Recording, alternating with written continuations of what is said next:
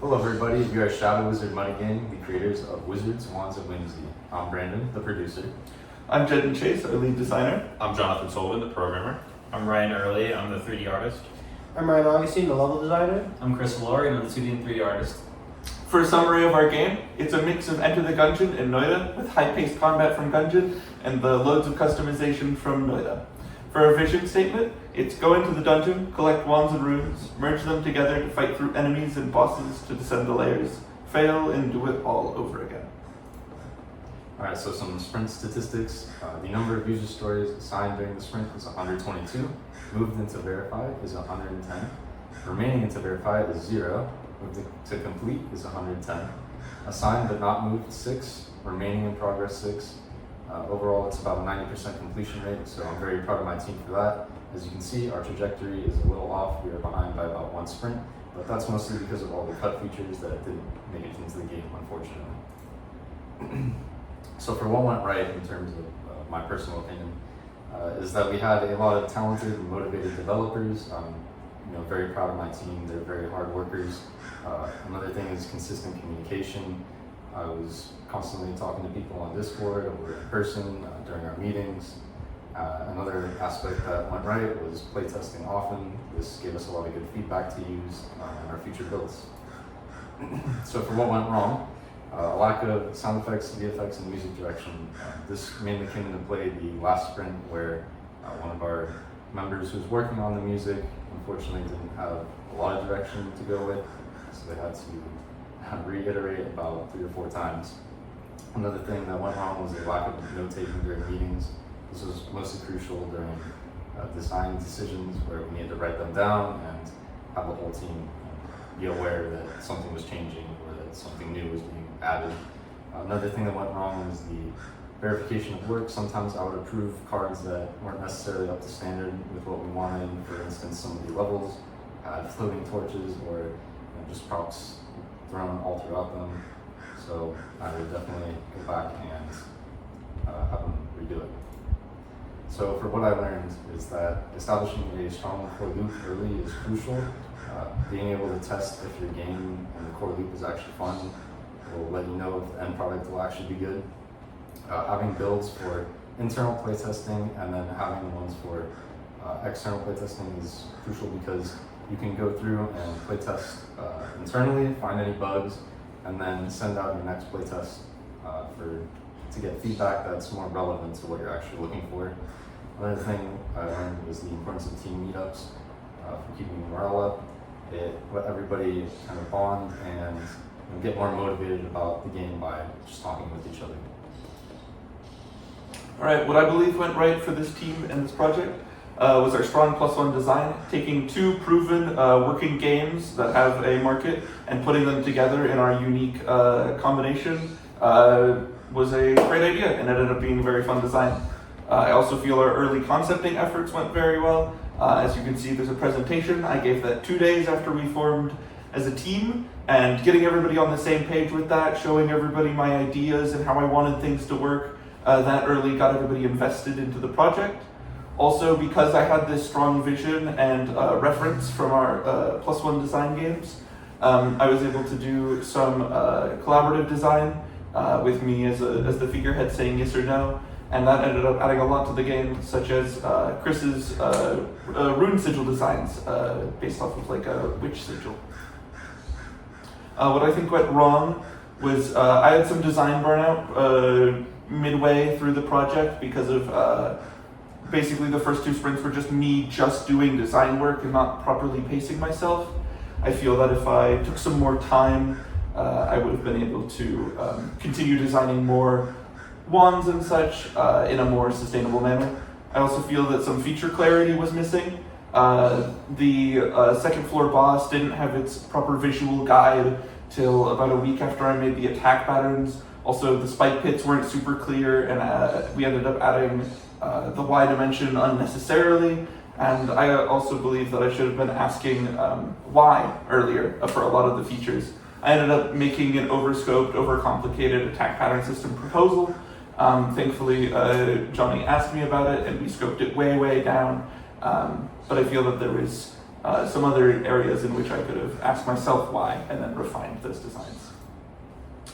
What I learned is that it's really important to get everyone on the same page really early. If we're all passionate and understand the project we're making, it'll end up much better in the end. I also began to understand how important appreciation and gratitude for team members was. Saying good things about their work and just appreciating their time and effort that they put into this project kept us all going forward, being friends instead of just teammates. I also think that our team dynamic as a more casual kind of, we're all just working together to pursue this passion, ended up helping the game a lot. So there was a lot that went right. One thing I pointed out was the attack patterns. I think worked really well. They were fun to make, and I think they added a lot to the game with the enemy attack patterns and the player attack patterns, and it allowed our designer to use that system to create very custom things. I think our movement system also went very well. I built it in like the first week or two, and from there on, it didn't really need any fixing, maybe like a little bit of speed change. And the breaking down of the cards was very beneficial for me, so I could complete a lot of cards that worked towards one major feature, and it felt very rewarding to do that. Like Jenna was saying, with the trap, pitfall trap, we added the y-axis movement, which added a lot of bugs with falling through the map and launching out of the map. Teleporting out of the map is something that kind of was there from the beginning, but it was a little bit more complicated, and I never really had the ability to set aside the correct amount of time to fix that. And the room setup was too specific on specific things, so it made it difficult for our room designers and our level designers to set those up. I often had to go back and adjust a bunch of variables. And what I learned, all features really required focus. There were some features that I kind of just finished too early and didn't bug test enough, like the teleporting. You can teleport through walls, and I never really went back to fix that properly. You're still able to like clip through if you teleport right. And then also explaining features in depth for the rooms and the attack patterns. They're pretty complicated, so I think if I made diagrams breaking them down, it would have been very beneficial. And then also humility. I got some help from the other programmers in our class, which really moved our project forward really quickly. What went right for me in the development process was nailing down the art direction for environments early on, and it also helped out with creating the feel for our world.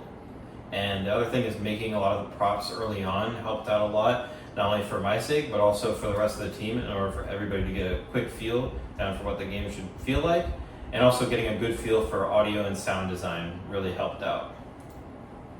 What went wrong is for some of the sound and music direction, it wasn't exactly super clear at first, so I just ended up making stuff that I thought would fit the game when I really should have communicated with the designer on that. Model scaling was originally all over the place in the first few sprints, but this eventually got fixed towards the later half. And also having to go back and fix some of the level design iterations in order to match other levels was a bit more of a busy work process, but also helped make our game feel a lot more consistent in the end. What I learned is that good, consistent communication is key for any game development process. The in-person meetings really helped out a lot and helped me get a lot more closer with the team. And also getting work done early and consistently helped eliminate a lot of stress from me and also from the team. One thing that went right for me was that I really think that communicating with my teammates was really easy inside and outside of class through Discord or in the team meetings outside of class. I was very productive this project. I got a lot of cards done, my best sprint being 30 cards. And working with the dimensions, making sure that the rooms were the correct scale and size for the systems that Johnny put in place to make sure that the levels were procedurally generated. And yeah. And one thing that went wrong for me was an inconsistent level design. I sent out the ideas for all of the levels I wanted implemented into the game to the designer, and he approved them, and that ended up kind of taking some liberties with what I wanted them to look like in game. So they were very inconsistent with what I actually sent to my designer, and that ended up causing problems later in development. Another problem I found was overpopulating rooms. I did not use the props sparingly. I made them overpopulated and it created like too much for the player. And another problem I faced this semester was lack of time. I had a lot of stuff going on outside of class that hindered my ability to fully perform to my best capabilities on this project. And some things that I learned are to ask for help if I feel like I'm getting stuck and burning out. Another thing is pushing myself and persevering, and also double check my work and really quality check what I'm doing before I send it out or even verify it. Alright, what went right for me is that I established an art style early on. I made, I made a pixel density that I based all my sprites off for UI and everything else for like wands. I showed the designer said it's good to go. And I moved through my models really quickly. I made them quickly, showed the designer liked them, and I was good to go. As for what went wrong, time prioritization. I was like the lead artist for 2 teams, and one team needed my work done really quickly, and I needed to prioritize that one, and I had to prioritize this one because I needed to get work done. And it was all over the place, and I had a hard time managing those two. I also needed a lot of designer input. All my work is, I need to get it run through the designer if he likes it or not, and then if it does, I just ship it, but I had to go back to the designer a lot, and I think that was a huge thing I needed to work on. As for what I learned to prioritize my time. I front-loaded my other class much more, and then I would spend the rest of the sprint working on this class, and I was able to get a ton of work done this way. As for another thing I learned is that I learned to get more feedback. A lot of times I would make something and the designer wasn't liking it. I learned not to take that personally, just to fix it and show it again, and if it's good, I can send that. And so what would we do again? Again, communication was really good. I think being able to check in on people through Discord or some other means in person is very helpful. Keeps the project on track. I also think those meetings outside of class are very beneficial because it allows us to build our team chemistry and become more than just developers, right? Like at the end of the day, we're friends now. And another thing that we would do again is offloading work in order to meet deadlines, in order to not get blocked. What this means is that sometimes we would have to shift around work to either Ryan or myself or whoever in order to get some work done. And then another thing that we would do again is sprint kickoffs and negotiating work. This was beneficial in the sense that I would not overassign or underassign work by meeting with people and asking them what they believe would be best. What we would do differently is take more care with pacing ourselves. Instead of pushing really hard and leading to a burnout, we would try and be just a more consistent, high-level pace. We would also spend some more time perfecting features. Wands and rooms need some more balance along with rooms, and just taking a little bit more time to perfectly polish it to get our game in that really good state.